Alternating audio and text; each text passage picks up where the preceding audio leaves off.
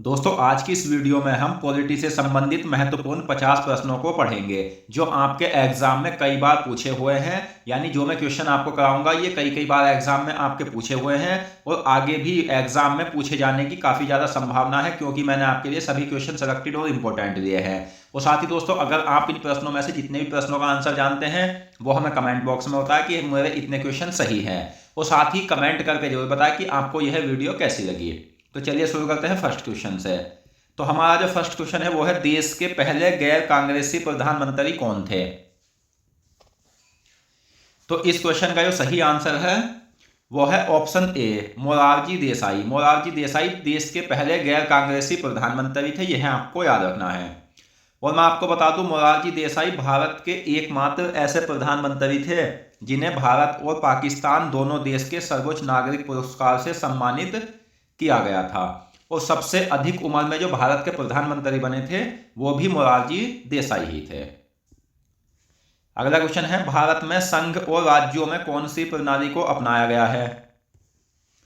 तो भारत में संघ और राज्यों में जो प्रणाली अपनाई गई है वो संसदीय प्रणाली को अपनाया गया है। तो ऑप्शन ए सही आंसर है।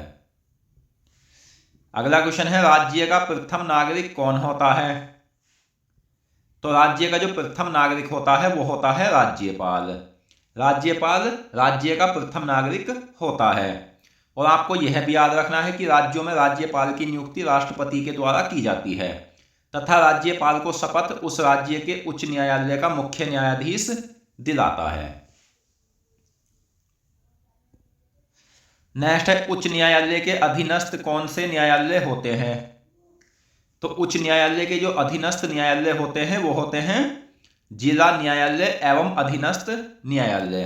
तो प्रत्येक जिले में एक जिला न्यायालय होता है जिसका प्रधान जिला एवं सत्र न्यायाधीश होता है। अगला क्वेश्चन है, किस अनुच्छेद के तहत भारत में संघ के लिए एक संसद होगी? तो वह अनुच्छेद जिसके तहत भारत में एक संसद होगी वो अनुच्छेद है अनुच्छेद 79। तो ऑप्शन बी आपका सही आंसर है। और दोस्तों ये भी आपको याद रखना है और ये पॉइंट एग्जाम में पूछा भी हुआ है कि अनुच्छेद 79 के अनुसार भारत में एक संसद होगी जो राज्यसभा, लोकसभा और राष्ट्रपति से मिलकर बनेगी।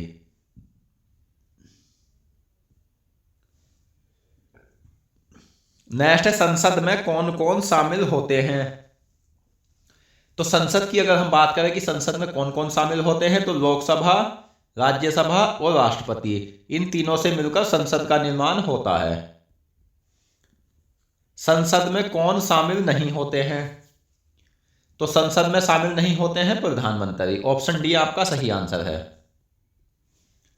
संसद का तीसरा अभिन्न अंग कौन होता है? तो संसद का जो तीसरा अभिन्न अंग होता है वो होता है राष्ट्रपति। अगला क्वेश्चन है, भारत के प्रधानमंत्री बनने के लिए न्यूनतम आयु कितनी होनी चाहिए? तो भारत का प्रधानमंत्री बनने के लिए न्यूनतम आयु 25 वर्ष होनी चाहिए, यह आपको याद रखना है। और भारत में प्रधानमंत्री की नियुक्ति राष्ट्रपति के द्वारा की जाती है, परंतु राष्ट्रपति उस व्यक्ति को प्रधानमंत्री नियुक्त करता है जो लोकसभा में बहुमत दल का नेता होता है। यह पॉइंट भी आपको याद रखना है। नेक्स्ट है, राज्य कार्यपालिका का संवैधानिक प्रमुख कौन होता है? तो राज्य की कार्यपालिका का जो संवैधानिक प्रमुख होता है वो होता है दोस्तों राज्यपाल। तो ऑप्शन डी आपका सही आंसर है। और यह भी आपको याद रखना है कि एक व्यक्ति 2 या 2 से अधिक राज्यों का राज्यपाल भी हो सकता है। नेक्स्ट है, ऑस्ट्रेलिया के संविधान में कुल कितने अनुच्छेद हैं?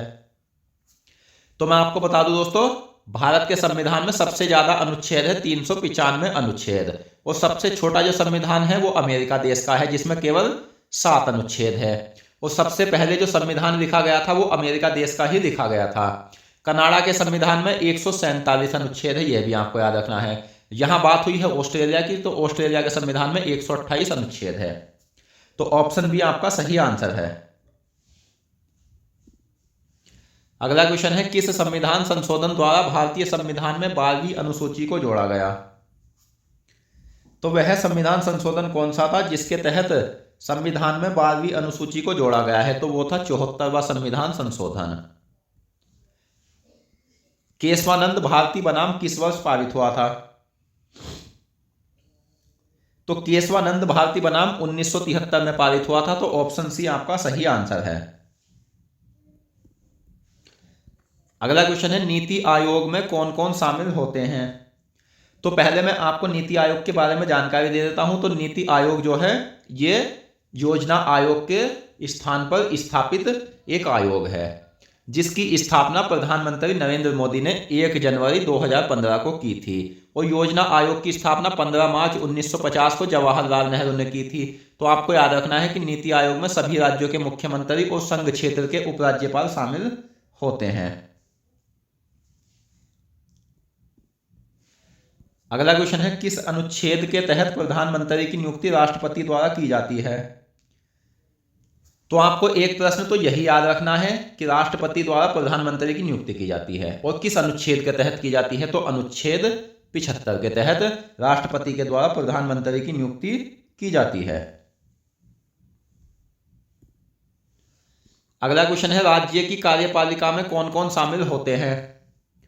तो राज्य की कार्यपालिका को भाग 6 में दर्शाया गया है और अनुच्छेद 153 से 167 तक ये आपको दिखाया गया है। और मैं बात करूं राज्य शब्द की, तो राज्य शब्द अनुच्छेद 152 में वर्णित है। और राज्य के बारे में जो प्रावधान है वो किस अनुच्छेद से किस अनुच्छेद तक है? तो अनुच्छेद 152 से 237 तक, यह आपको याद रखना है। और राज्य की कार्यपालिका अनुच्छेद 153 से 167 तक बताई गई है। तो राज्य की कार्यपालिका में राज्यपाल, मुख्यमंत्री, राज्य मंत्रिपरिषद ये सभी शामिल होते हैं और महाधिवक्ता शामिल होते हैं। लोकसभा अध्यक्ष जो होते हैं वो राज्य की कार्यपालिका में शामिल नहीं होते हैं। तो आपको याद रखना है राज्यपाल, मुख्यमंत्री, राज्य मंत्रिपरिषद सदस्य और महाधिवक्ता ये सभी राज्य की कार्यपालिका में शामिल होते हैं। नेक्स्ट, सुप्रीम कोर्ट ने किस बनाम में यह कहा कि अनुच्छेद 368 की शक्तियां संसद को संविधान के मूल ढांचे में परिवर्तन की अनुमति नहीं देती है? यानी आपको यह याद रखना है कि संविधान के जो है संशोधन हो सकते हैं लेकिन मूल ढांचे में परिवर्तन नहीं हो सकता। तो ये केशवानंद भारती बनाम 1973 में कहा गया है। और दोस्तों, अगर आपको ये वीडियो पसंद आ रही है तो प्लीज़ वीडियो को लाइक करें और साथ ही हमें कमेंट बॉक्स में बताएं कि आपको यह वीडियो कैसी लगी। अगला क्वेश्चन है, जिला न्यायालय का प्रधान कौन होता है?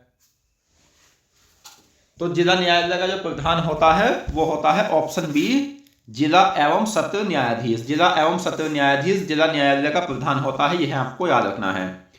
और इसमें एक पॉइंट ये आपको याद रखना है कि जिला न्यायाधीश जो होता है वो सिविल सुनवाई के दौरान तो जिला न्यायाधीश होता है और आपराधिक मामलों में यह सत्र न्यायाधीश के रूप में कार्य करता है। नेक्स्ट है, अफ्रीका के संविधान में कुल कितने अनुच्छेद हैं? तो अफ्रीका के संविधान में कुल 253 अनुच्छेद है। ऑप्शन सी सही आंसर है। नेक्स्ट है, विश्व का प्रथम लिखित संविधान किस देश का है? तो सबसे पहले जो संविधान लिखा गया था दोस्तों वो अमेरिका देश में लिखा गया था। तो ऑप्शन बी आपका सही आंसर है, यह आपको याद रखना है। और मैं आपको एक बात और बता दूं, संविधान लिखित और अलिखित दोनों प्रकार से हो सकता है। जैसे ब्रिटेन का संविधान अलिखित संविधान है और भारत का संविधान विश्व का सबसे विस्तृत यानी सबसे बड़ा लिखित संविधान है, यह भी आपको याद रखना है। अगला क्वेश्चन, जिला एवं सत्र न्यायाधीश के नीचे सिविल और आपराधिक मामलों की सुनवाई कौन करता है? तो जिला एवं सत्र न्यायाधीश के नीचे सिविल और आपराधिक मामलों की सुनवाई जो की जाती है ये मजिस्ट्रेट के द्वारा की जाती है। ऑप्शन ए सही आंसर है। और आपको यह भी याद रखना है कि सिविल मामले देखने वाले मजिस्ट्रेट मुंसिफ मजिस्ट्रेट या सिविल जज कहलाते हैं तथा आपराधिक मामले देखने वाले मजिस्ट्रेट न्यायिक मजिस्ट्रेट कहलाते हैं। अगला क्वेश्चन है, राज्यों में केंद्र सरकार के प्रतिनिधि के रूप में कौन कार्य करता है? तो राज्यों में केंद्र सरकार के प्रतिनिधि के रूप में कार्य करता है राज्य का राज्यपाल। नेक्स्ट है, राज्यों में किसका कार्यालय दोहरी भूमिका निभाता है? तो राज्यों में किसका कार्यालय दोहरी भूमिका निभाता है? राज्यपाल का। और ये क्यों निभाता है? क्योंकि राज्यपाल केंद्र सरकार के प्रतिनिधि के रूप में कार्य करता है। नेक्स्ट, नीति आयोग का मुख्यालय कहाँ स्थित है? तो दोस्तों नीति आयोग का जो मुख्यालय है वो कहाँ है, ये आपको याद रखना है, नई दिल्ली में।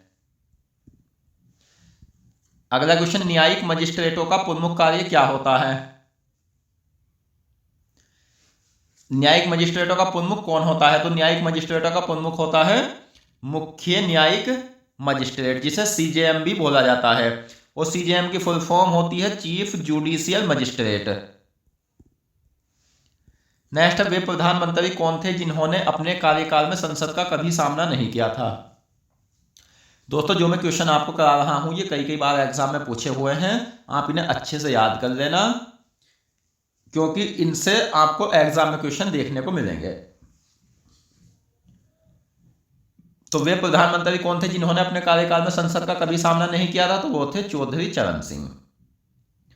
और आपको यह भी याद रखना है कि लोकसभा में सबसे पहले अविश्वास प्रस्ताव जवाहरलाल नेहरू के काल में आया था। अगला क्वेश्चन, अलिखित संविधान किस देश का है? तो अलिखित संविधान जो है दोस्तों वो ब्रिटेन देश का है। तो ऑप्शन सी आपका सही आंसर है।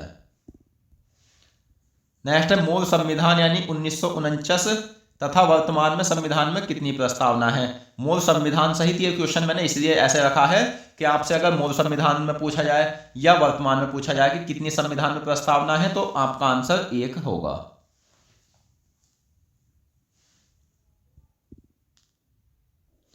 अगला क्वेश्चन है, किस संविधान संशोधन को मिनी कॉन्स्टिट्यूशन या लघु संविधान भी कहते हैं?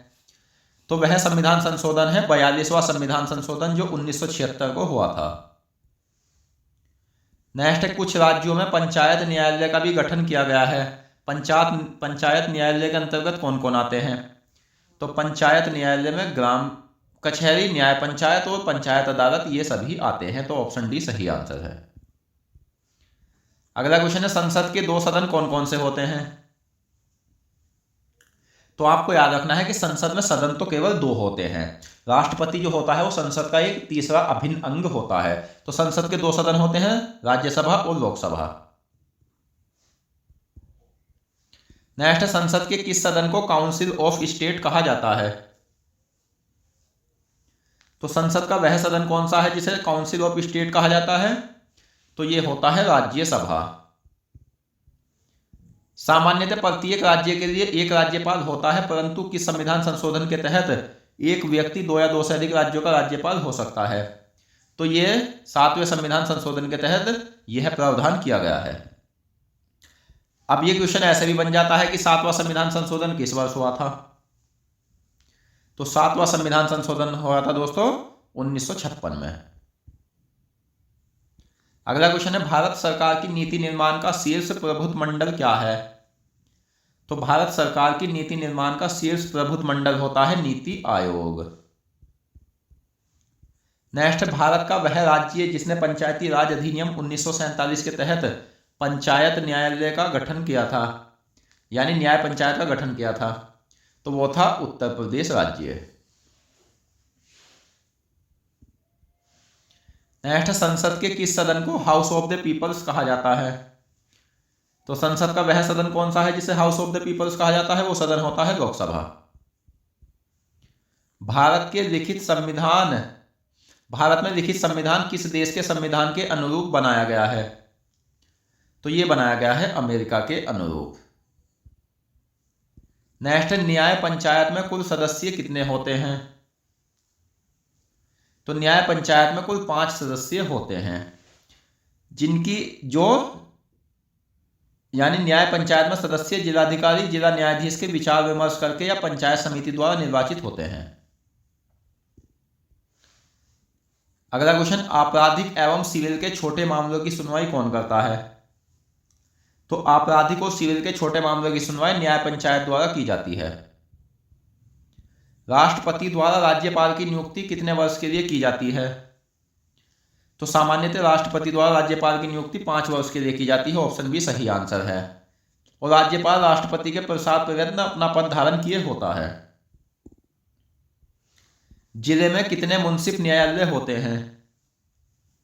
तो जिले में मुंसिफ न्यायालय होते हैं अनेक। और जिले में कितनी न्याय पंचायत होती है? तो न्याय पंचायत की अगर बात करें तो जिले में एक गांव में एक न्याय पंचायत होती है।